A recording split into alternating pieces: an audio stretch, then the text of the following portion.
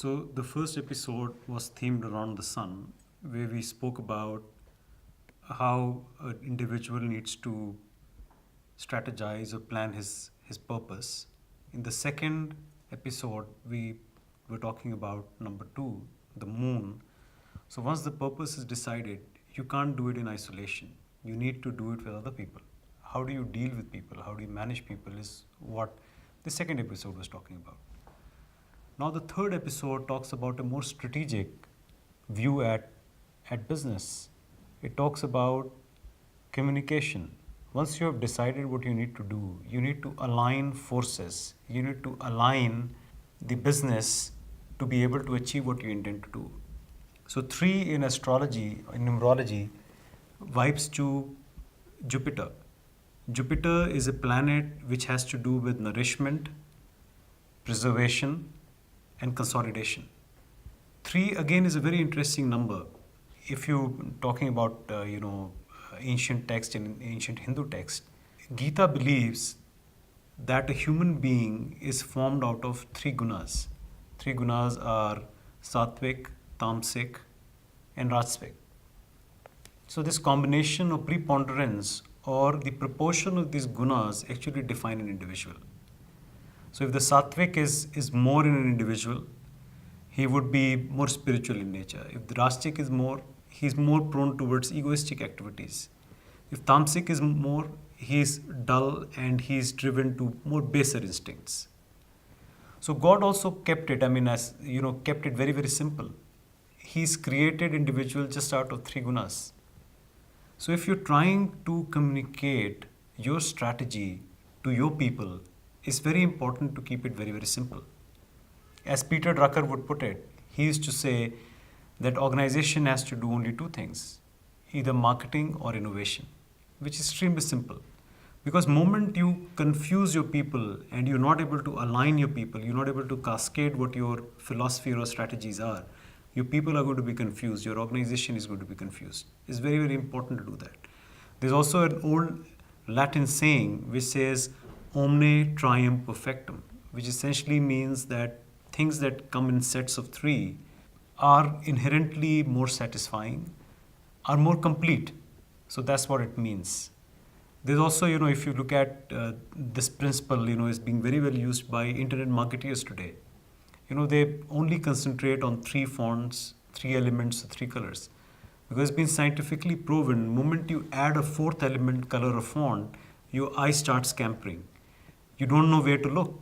So, this is the principle of three is something that everybody, the politicians, the writers, the animators, the internet users, the smart ones have understood this rule of three.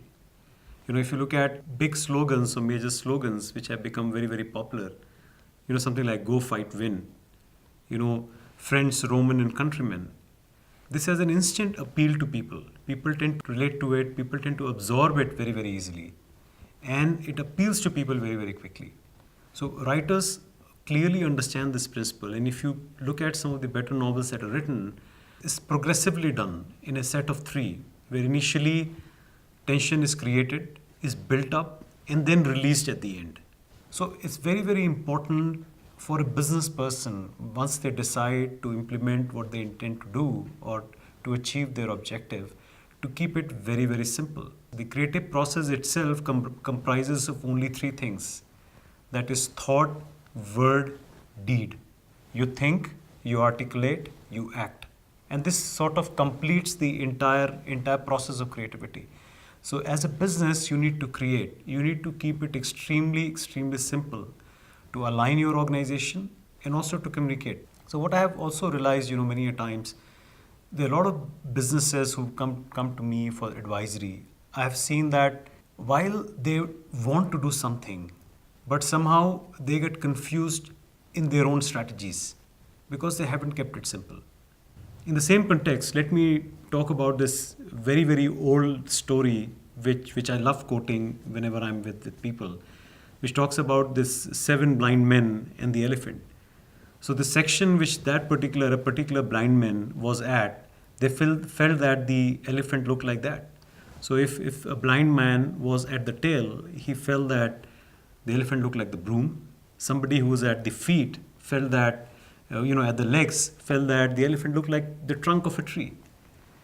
So, for somebody who is at the helm of affairs, who has to drive a strategy, drive a business, should be able to view his business, his a business, very, very clearly, like a person who has eyes, who should be able to take a chopper view and also go down to the trenches to make things happen.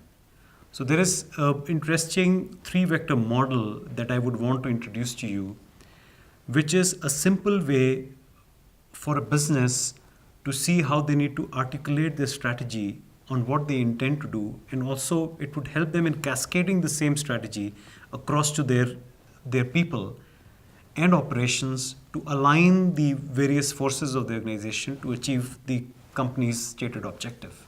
So this three-vector model at its center or its heart has the proposition vector, which is the center vector, which proposition has to be deepened. So an organization has to be on a task of constant improvement and constantly ensuring that the various stakeholders of that business, be it customers, partners, or for that matter, shareholders of that business, are able to derive more and more. So what can they do to ensure that the proposition is deepened and more is realized out of the business? So the first step is to deepen the proposition. It also means articulating a proposition to start off with. Today's day and world of technology and also globalization, alliances become extremely important. So if it's a manufacturing company, they're not, even if it's an OEM, they work through vendors. They could even have tier 1, tier 2, or tier 3 vendors for that matter. So partners becomes extremely important. For you to realize your proposition or to ensure that proposition is unfolded appropriately, for you to drive customer preference and also to succeed in business, it's very important to align your partners. What you need to do is to widen your partner base. That's also a very important aspect of the strategy that you need to do.